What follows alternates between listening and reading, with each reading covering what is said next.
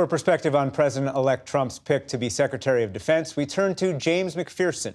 He served as Undersecretary of the Army and as the Army's General Counsel during the Trump administration. He also had a 25-year career in the Navy and served as that service's top lawyer in uniform. Jim McPherson, thanks very much. Welcome back to the NewsHour. What is your reaction to the nomination of Pete Hegseth? Thank you. It's a pleasure to be with you. Well, I think Mr. Hegseth has an impressive record.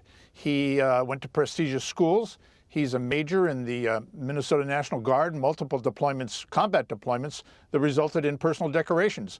I think he's well qualified to be a lieutenant colonel in the Minnesota National Guard. Does that qualify him to be Secretary of Defense? That's a question that the Senate is going to have to wrestle with during the confirmation, and that your viewers are going to have to wrestle with when they judge the quality that they're receiving from the Trump administration.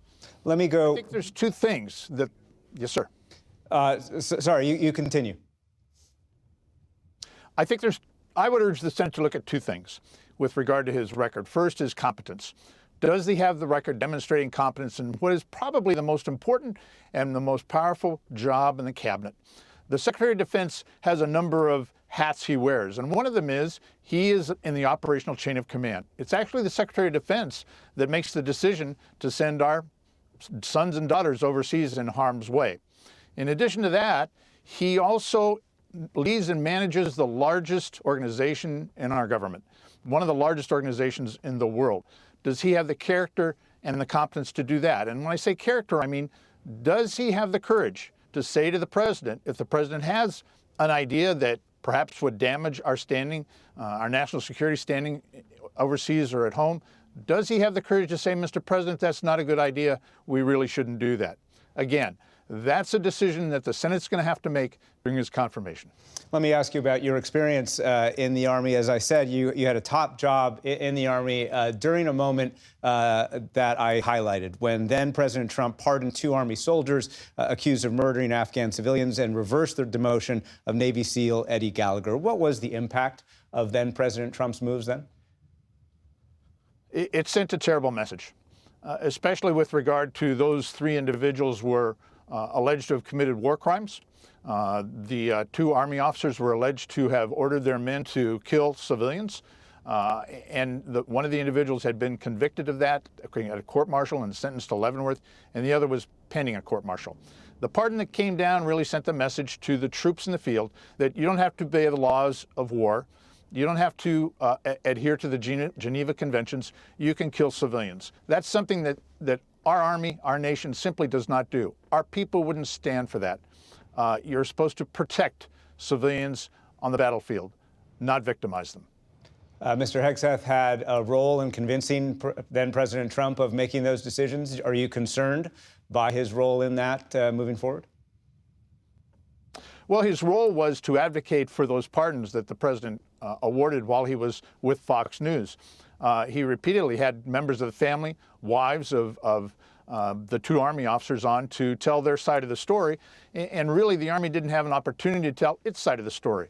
And it was the Fox News advocacy that prompted then President Trump to grant those pardons. And that is a concern.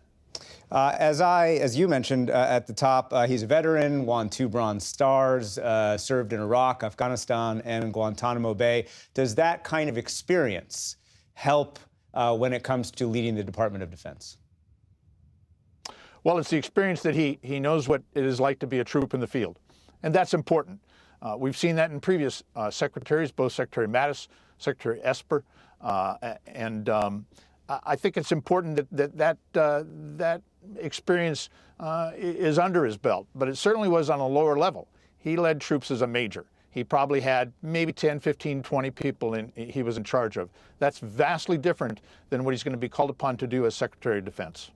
The top of my story highlighted some of his criticism of what he called the DEI woke stuff.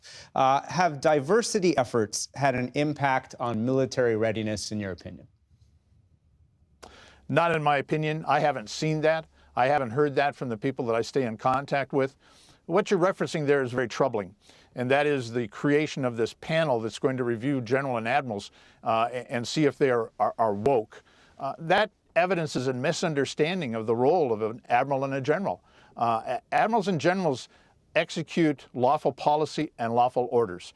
It's a policy that an administration sets that guides the Pentagon, and it's expected that those officers will implement that policy. It's not a policy that they may like. They don't have to like it. As long as it's lawful, they have to execute it. And that's exactly what these officers have been doing.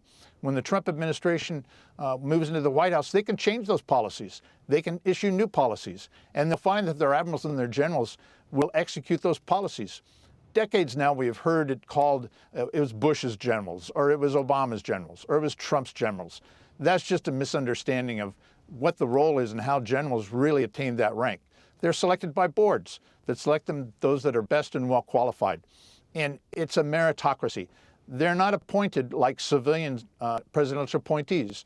And now to say that you're going to judge them upon execution of a lawful policy, it doesn't make sense. What would be the impact then if the new administration went beyond just simply changing the policy, as Mr. Hegseth has threatened, as former Trump officials tell me is possible, to fire the chairman of the Joint Chiefs, to fire service chiefs, to fire combatant commanders, as you just said, deemed, quote, too woke? What would be the impact?